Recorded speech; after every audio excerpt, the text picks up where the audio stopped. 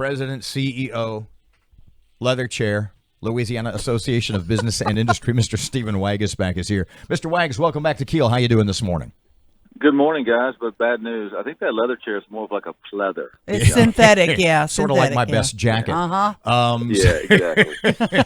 I'm flammable but cute. So, I need you to explain this bill to me because I'm a little bit confused. It's Senate Bill 198 by Barrow Peacock. It lets me keep my money. Well, what's it doing? Okay, so first of all, Barrow Peacock deserves some mad props right now because he actually is sitting on top of one of the most important issues in the last 72 hours of this session. And he's done a great job separating it to this point.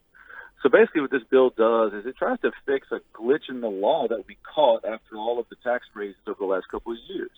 There was a tax that was raised about 3 years ago, and at the time when they passed it, we made the argument it was unconstitutional the way they were doing it. And 2.5 years later, sure enough, the Supreme Court said, that's correct, it's unconstitutional.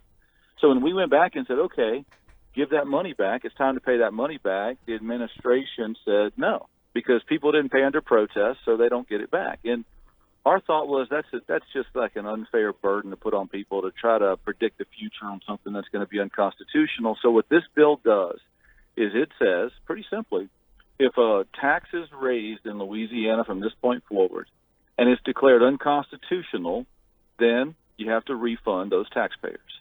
It's pretty straightforward. It's forward-looking. It seems like it should be a no-brainer for anyone that wants to make sure you protect the rights of a taxpayer, and that's what this bill does, basically. And so we're trying to get it through. The administration is not a big fan of it, I'll say it that way, but we're keeping to talk to them.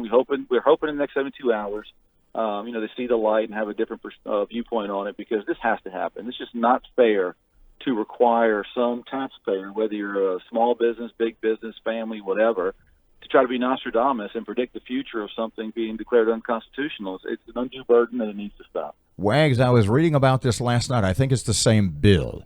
And the example it used is Louisiana citizens who theoretically work in Texas.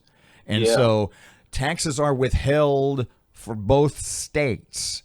And it said that for Louisiana citizens to get their overpayments back from the state, they had to file, and this is how immense the bureaucracy and the web of the bureaucracy has become. It said that for Louisiana citizens to get back their overpayment in taxes to the state, that they literally have to, and the way the law is written, that they have to sue the state to get their money back. And this bill takes care of that, right?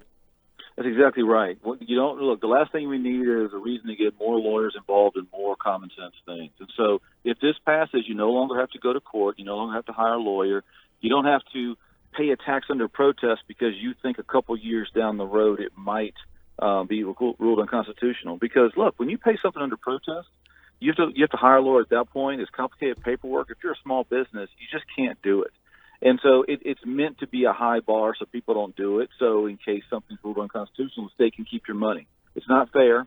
It's really been exposed in the last couple of years because of how hard the government has pushed the envelope on taxes that are allegedly unconstitutional. And so now we think this law solves it going forward. You never have to worry about this issue again. Next time the state passes something unconstitutional, a taxpayer's rights are protected without them having to predict the future or hire a lawyer.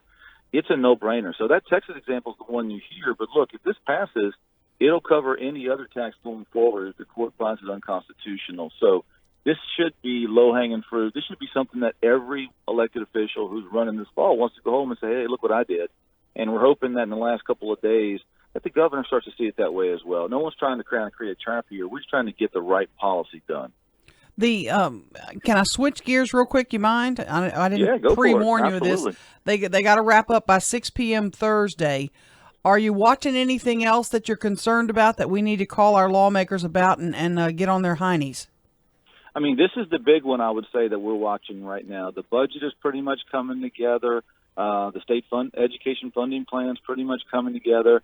Most of the tort reform and auto insurance reduction bills that we were pushing, it looks like they've hit that brick wall. I mean, we'll be looking for an opportunity, but most of those vehicles have been sidelined. this is kind of what's left. This bill by Barrow Peacock, and he's done a great job trying to shepherd this taxpayer protection piece through.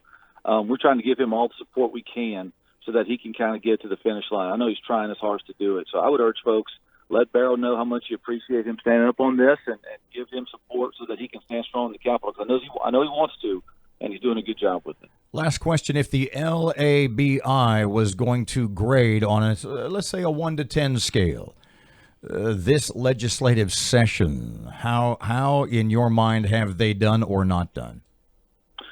Well, I would say since it's an election year and since it came after so many special sessions last year, most folks in the legislature came in fatigued, and so there was a lot more bark than there was bite this session. So there wasn't a whole lot going on.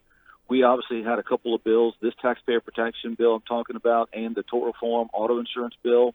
The other one died. We hope this one makes it through. So if we can get Barrow Peacock's bill through this last couple of days, that would be a huge win for taxpayers across the state. And so I'd be inclined to give it a pretty good grade if that gets through.